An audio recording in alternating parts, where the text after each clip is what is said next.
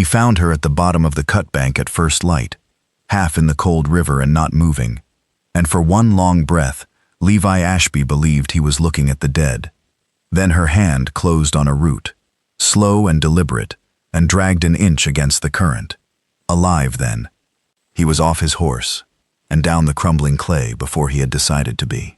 The bank had given way somewhere above in the night. He could read the raw scar of it in the gray dawn, and she had gone down with the falling earth and a good deal of it after her. Her left leg lay wrong beneath her, turned at the knee in a way a leg was not meant to turn. Blood had dried black along her temple. She wore a dress of soft-worked hide, with a worn wool trade blanket twisted around her, and her dark eyes came open and fixed on him with a clarity that startled him more than the wound did. She spoke. He did not know the words, but he knew the tone, and it was not a plea. It was a warning, and a question, and a good measure of pride, all held steady through what must have been a great deal of pain. "Easy," Levi said, low, the way he would gentle a colt. "I'm not going to hurt you. That leg's got to come straight or you'll lose it." Her gaze went to the leg, then back to his face, weighing him. Whatever she found there, she gave a single short nod and set her jaw. He understood he had just been granted leave, and that it had cost her something to grant it. He splinted the leg with 2 lengths of river willow and strips torn from his own shirt, and when he drew it straight, she made no sound at all, only bit down on the edge of the blanket until it was done. He had known grown men to scream at less. He found he could not stop looking at her. He got her up out of the cut bank an inch at a time. By the time he had her on level ground, his shirt was soaked through, and the sun was well up, and the plain truth of his situation had settled on him. He was a line rider 2 days from the home ranch, and 3 from the nearest doctor, in country he only half knew. She could not ride alone, and somewhere out there were her people, who would not thank a white stranger for carrying off one of their women, however it had come about. "All right," he said, more to himself than to her. 3 days, maybe. We'll go slow." She watched him lift her to the saddle, watched him swing up behind to hold her steady, and said one word, "Careful," testing it in his tongue. It was near enough to a name. He touched his own chest. "Levi." She considered that a while. Then she laid her fingers flat against her collarbone. "Tamaya, first light on the water," she would tell him later, when they had words enough between them to trade such things. He thought it suited her. That first day she said little and watched everything. She watched how he favored the horse on the downgrades and rested it before it asked. She watched how he shared out his hardtack and dried meat without ceremony, giving her the larger share and thinking she did not notice. She noticed.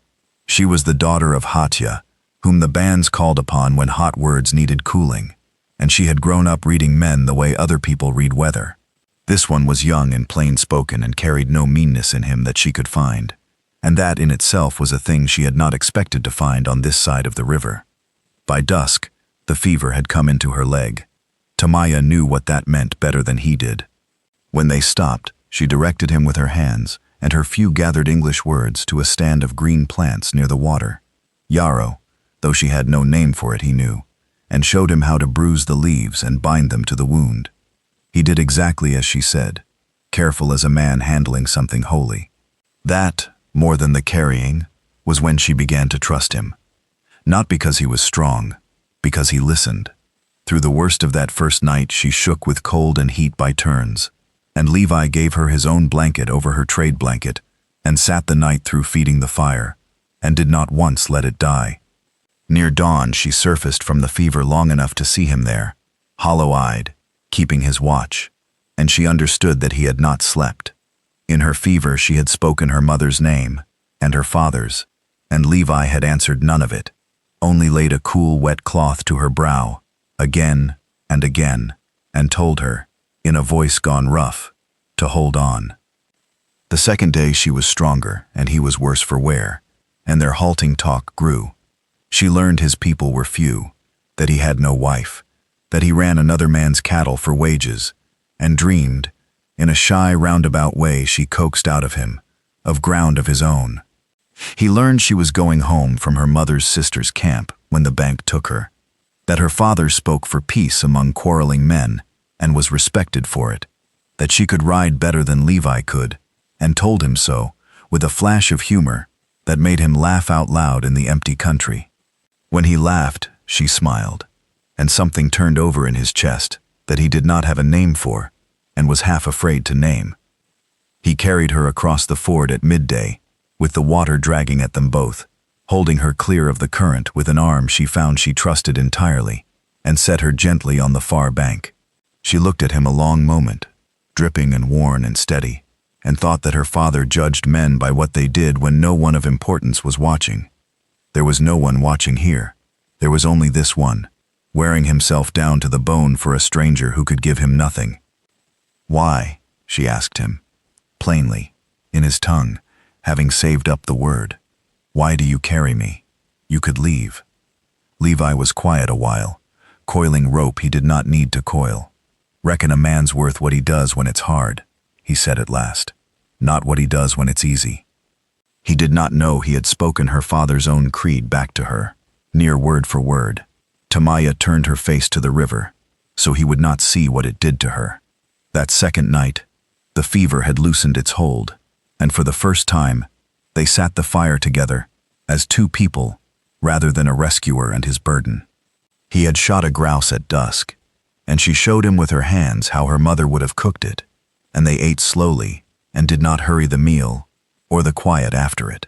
The stars came out thick over the cut-bank country, she told him, in her patched-together English and her own tongue where his failed, of her mother, who had died 2 winters back, and of the long lodge in winter, and of how her father would sit whole nights with 2 men who hated each other until the hate had nowhere left to stand.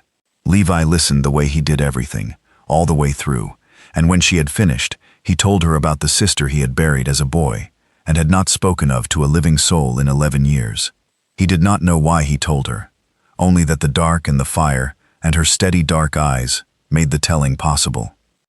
Once, reaching to feed the fire at the same moment, their hands met over the coals, and neither pulled away as quickly as they might have. Tamaya looked at him across the low flame. Levi looked back. Nothing was said, and nothing needed saying, and both of them lay down that night on their separate sides of the fire, more awake than the long day had any right to leave them. The third day the trouble came, and it came in the shape of men. They rode down out of the pines before noon, 6 of them, her people, hard-faced and armed, come looking for the Peacemaker's lost daughter, and finding her instead in the arms of a white man on a white man's horse. Levi felt Tamaya go tense against him. He drew rein slow, kept both hands where they could be seen, and made no move toward the rifle under his knee, though every instinct he owned was screaming at him to. The oldest of the riders walked his horse forward. His eyes were the same clear dark as hers, and they took in the splinted leg, the bound wound, the exhausted man holding his daughter as carefully as a full cup. Hahatya said nothing. He looked, and he weighed, the way his daughter had looked and weighed 3 days before at the bottom of the cut bank. Tamaya spoke then, fast and low in her own tongue, and Levi could not follow a word of it, but he did not need to. He heard the heat in it, and the pride, and he saw her point back the way they had come, to the river, to the ford, to 3 nights of fire kept burning.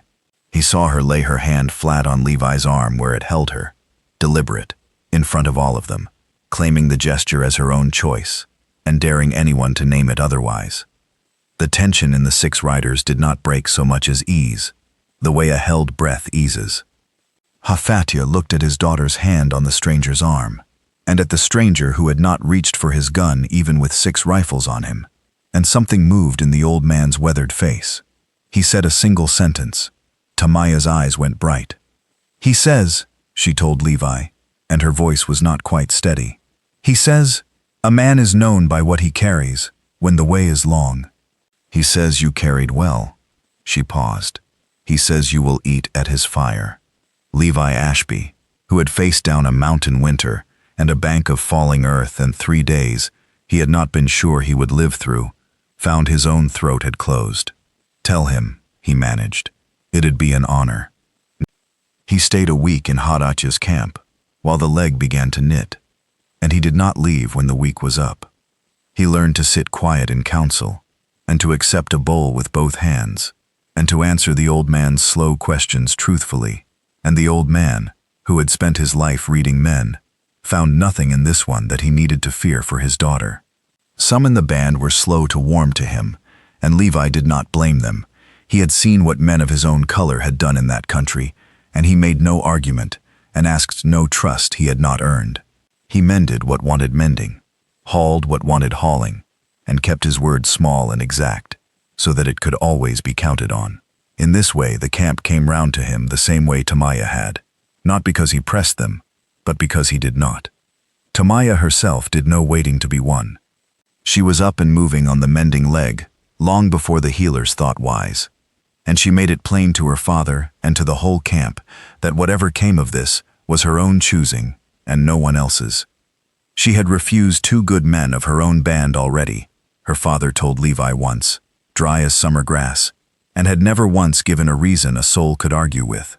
Levi understood he was being warned and honored in the same breath.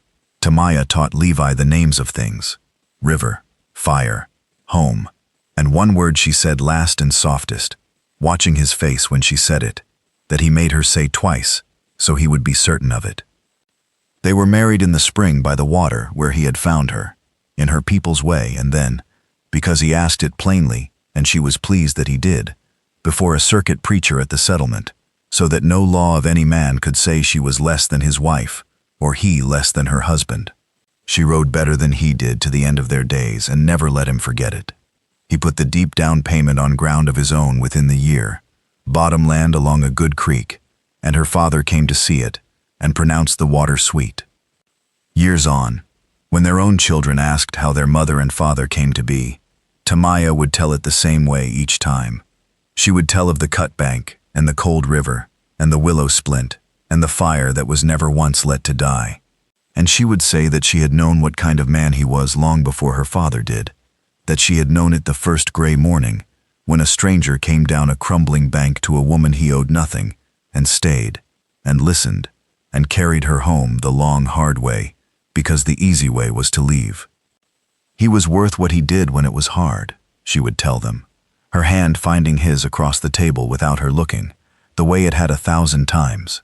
And Levi Ashby, gray now and slow in the mornings and rich in every way that had ever mattered to him, would cover her hand with his own, and hold it, and count himself, still, the most fortunate man ever to lose his footing at the bottom of a bank.